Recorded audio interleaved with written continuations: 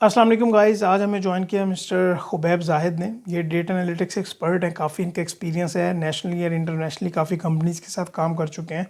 तो आज हम इनसे ये जानेंगे कि कंपनीज़ के पास लार्ज डेटा होता है तो उस डेटा से किस तरह से डेटा एनालिटिक्स की जाती है, इसके क्या सेगमेंट्स होते हैं, की स्टेप्स क्या होते हैं, कहाँ से डेटा एनालिटिक्स स्टार्ट होती है, इसकी निटी-ग्रिटी जानने की कोशिश करेंगे। किस तरह से ये आप में वैल्यू प्रोवाइड कर सकता है या ऑर्गेनाइजेशंस को सपोर्ट कर सकता है इन डिसीजन मेकिंग टर्म्स। तो अस्सलाम वालेकुम खुबैब जाहिद साहब, thank you so much for joining us. तो वालेकुम अस्सलाम। Thank you so much for having me. इंशाल्लाह ताला आज आपके जितने क्वेश्चन हैं उनका एक बेटर वे में आंसर करने की कोशिश करूंगा, ताकि जो भी कंफ्यूजन है डाटा एनालिटिक्स के मुताबिक वो रिजॉल्व हो सके। सबसे पहली तो कंफ्यूजन यही होती है कि डेटा डेटा एनालिटिक्स है क्या, और ये जी ऑर्गेनाइजेशंस में क्यों यूज करते हैं, और इसके क्या सॉफ्टवेयर्स होते हैं, क्या ये हमारी फील्ड के रेलिवेंट है भी सही या नहीं, ये कंप्यूटर साइंसेस और फाइनेंस अकाउंट्स का क्या लेना देना। तो काइंडली इसको एक्सप्लेन कीजिएगा कि डेटा एनालिटिक्स क्या है। जी, फाइनेंस रिलेटेड और डिफरेंट जो हमारी फील्ड्स हैं, लाइक हेल्थ के, मेडिसिन है, इवन मार्केटिंग है, इस सब में डाटा एनालिटिक्स का एक अहम किरदार है। अगर किसी कंपनी की अपनी कॉस्ट एक्विजिशन को या बजट को एक लिमिटेड वे में या एक सॉर्टेड वे में ऑर्गेनाइज करना है, या अगर उन्होंने कोई डिसीजन मेकिंग बेहतर करनी है, तो उस बिना पे डाटा एनालिटिक्स का एक अहम किरदार होता है। डाटा एनालिटिक्स में डिफरेंट टूल्स आ जाते हैं जिनकी मदद से हम ये सारे फर्दर स्टेप्स कर सकते हैं।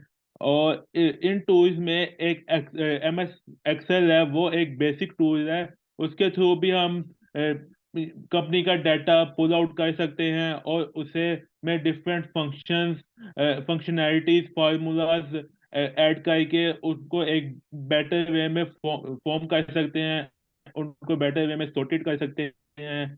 और उसके थ्रू भी हम एक वहाँ पे डैशबोर्ड बना सकते हैं। डैशबोर्ड एक डिफरेंट कॉम्बिनेशन ऑफ विजुअलाइजेशन होती है। वो वन पेजर डैशबोर्ड होता है। वो डिफरेंट जो हमारी कॉस्ट इन्वॉल्व हो रही होती है कंपनी में, उसके थ्रू भी वो हमें एक विजुअली फॉर्म में व्यू होता है डाटा वो सारा। तो उसकी वो भी हमारी डिसीजन मेकिंग को बेहतर कर सकता है। अगर हम इससे एक स्टेप अपग्रेड जाएं तो वहाँ पे दूसरा सॉफ्टवेयर पावर बीआई, जो कि इस time all over the globe बहुत ज़्यादा यूज होने वाला सॉफ्टवेयर है for data visualisation perspective. Data visualisation एक सेगमेंट है डाटा एनालिटिक्स का ही। उसमें ये है कि जो हमारे डाटा होते हैं उनको हम एक विजुअली, एक ग्राफिकल विजुअल के फॉर्म में हम उसे देख सकते हैं सारे डाटा को। फॉर एग्जांपल, अगर किसी कंपनी की सेल्स है, वो अपनी सेल्स को यानी टारगेटेड करती है according to months, according to areas, according to countries, according to their segments. तो उसमें हम उसके अकॉर्डिंगली सारे डैशबोर्ड रिपोर्ट को डिजाइन करते हैं, ताकि जब इन अ कंपनी मीटिंग अगर वो इस पूरे डैशबोर्ड को एक बेटर वे में व्यू करें, तो उससे वो आगे अच्छे फर्दर स्टेप में डिसीजन मेकिंग कर सकते हैं। जिस एरियाज में उनका इतना फोकस नहीं है सेल्स का या उनके सेगमेंट्स का, या उनको कहीं से प्रॉफिट जनरेट उतना नहीं हो पाया जितना उन्होंने एक्सपेक्ट किया था, तो वो उस एरिया को भी व्यू करके उसके अकॉर्डिंगली डिसीजन मेकिंग कर सकते हैं, उसमें डिसीजन ले सकते हैं, उसको और बेहतर बनाने की कोशिश कर सकते हैं। और इसके अलावा एक हमारा दूसरा टूल भी यूज होता है, वो है सीक्वल डेटाबेसिस का। ये टूल में हमारा स्टार्ट इस तरह होता है: if our data is not completely sorted, या उसमें काफी ज्यादा बीच में लूप होल्स हो, काफी एम्बिगुइटीज हो, रिटेंटेशन ऑफ डाटा काफी ज्यादा हो, तो उसमें हम पहले डाटा को क्लीन करते हैं। सारा एक क्लीनिंग का प्रोसेस होता है। उसमें डाटा को हम क्लीन करते हैं, अपने लिए यानी कि बेहतर से बेहतर बनाते हैं, ताकि उसे हम एक बेटर वे में प्रेजेंट कर सकें। और उसमें भी हम डिफरेंट उसमें फार्मूलाज लगाते हैं। अगर हमारा डाटा दो तीन ब्रांचों से डिफरेंटली हम गैदर करना चाहते हैं, तो उसमें सीक्वल की डिफरेंट ऑपरेशन हम परफॉर्म कर सकते हैं। सीक्वल ज्वाइंस होते हैं, सब क्यूरीज होते हैं, उसके अकॉर्डिंग हम उस डाटा को पुल आउट कर सकते हैं और उससे आप आपस में मैनिपुलेट करके अपने ऑपरेशंस को बेटर वे में परफॉर्म कर सकते हैं।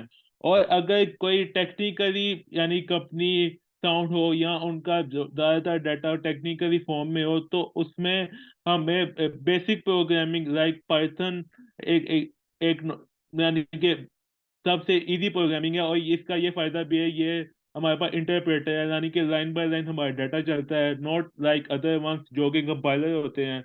इसमें ये है कि अगर हमारे डाटा में कोई प्रॉब्लम आ जाए तो वो हमें बेहतर वे में पता चल जाती है, बिकॉज इंटरप्रेटर में जो हमारा कोड जब रन होता है तो लाइन बाय लाइन चलता है। If our error occurred in any line, they will stop our code at that point। so हमें पता चल जाता है कि हमारा जो यानी कि प्रॉब्लम है वो इस के राउंड अबाउट है, तो हम उसे बेहतर करते हैं। और इसी तरह उसी में डिफरेंट लाइब्रेरीज आ जाती हैं पाइथन में, जो कि हमारी डाटा एनालिटिक्स में फॉर्म होती हैं। उसमें हमारे पास numpy है, उसमें हमारे पास pandas है। फिर उसमें भी हम विजुअलाइजेशन को ड्रॉ कर सकते हैं पाइथन में। तो उसके लिए हमारे पास एक मैटप्लोट्लिब आ जाती है लाइब्रेरी, एक सीबोन आ जाती है। तो ओवरऑल ये हमारे डिसीजन मेकर्स को बेहतर करता है। इन फाइनेंस पर्सपेक्टिव ये हमारे जो रिस्क मैनेजमेंट है उनको बेहतर करता है। और जो हमारे रिस्क इन्फ्लुएंस कर रहे होते हैं कंपनीज को, उस कंपनीज में से रिस्क को मिनिमाइज करता है। और उनकी कंपनीज की जो एम्प्लॉयज है उनके अंदर एक न्यू वैल्यू ऐड करता है। और because in next coming years data analytics will be very focused and very demanding skills। Khubaib, यहाँ पे आपने अभी तक पावर बीआई का नाम लिया, आपने सीक्वल का नाम लिया, इसके अलावा आपने पाइथन और उसमें कुछ आपने लाइब्रेरीज पांडास और कुछ इस तरह नाम लिया जो कि मुझे इतना ज़्यादा बेहतर नहीं पता। तो आप काइंडली इसके बारे में भी बताएं कि ये फाइनेंस पर्सन इन सब को सीखेगा या कोई डेटा एनालिटिक्स करने वाला कोई और बंदा होगा। एक्चुअली क्या करना पड़ेगा? थोड़ा सा मैं यहाँ पे कंफ्यूज हूँ, ज़रा स्ट्रीम लाइन कीजिएगा कि कहाँ से ये स्टार्ट लेना पड़ेगा और हर चीज़ को क्या सीखना पड़ेगा, इसकी प्रोग्रामिंग लैंग्वेजेस को एंड ऑल दैट। तो एज अ फाइनेंस पर्सन, जो पाइथन वाला मैंने पार्ट आपको बताया है वो यानी कि 100%, यानी कि ये नहीं है कि अगर आपने वो सीखना ही सीखना है। आप का स्टार्ट एज अ जब बंदा फाइनेंस पर्सन होता है, उसमें उसके एक्सेल में तो एक्सपर्टीज होती है। जो पावर बीआई है और एक्सेल है वो लाइकवाइज, यानी कि दोनों लाइकवाइज हैं। और अगर आपकी एक्सेल में अच्छी एक्सपर्टीज है तो पावर बीआई भी आपको सीखने में ज्यादा दिन नहीं लगेंगे। आई थिंक तो आप विद इन अ वीक उसमें बेहतर फॉर्म हो जाएंगे। जो जितने भी हमारे डिफरेंट फंक्शन और फार्मूलाज हमारे एक्सेल में यूज होते हैं वही हमारे पावर बीआई में भी यूज होते हैं। बट पावर बीआई में कुछ एज ये ज्यादा है कि उसमें हम कुछ और फंक्शनैलिटीज भी ऐड कर सकते हैं। और वहाँ पे हमारे पास डिफरेंट डाटा से डिफरेंट यानी कि स्ट्रीम्स लाइन से भी हम डाटा को उठा के ला सकते हैं। और इस डैश रिपोर्टिंग में एक ये फायदा है कि यहाँ पे हमें रियल टाइम डाटा की इन्वॉल्वमेंट देखने को मिलेगी। जस्ट लाइक अगर आपका डाटा किसी डाटा बेसिस में मौजूद है या किसी ऑनलाइन यूआरएल में मौजूद है, तो वहाँ पे रोज डेली बेसिस में वहाँ पे डाटा पुल आउट होता है, डाटा इंसर्ट भी होता है, डाटा डिलीट भी होता है।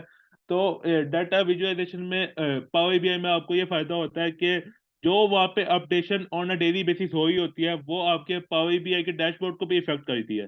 जो कि आपके जब भी आप उसे व्यू करेंगे, you will be seeing a new dashboard report on it. तो फाइनेंस पर्सन के लिए भी अगर उसकी एक्सेल में एक्सपर्टीज है तो वो पावर बीआई को भी विद इन अ डे सीख सकता है। It's not a big deal. और the second thing is that the sequel part आता है।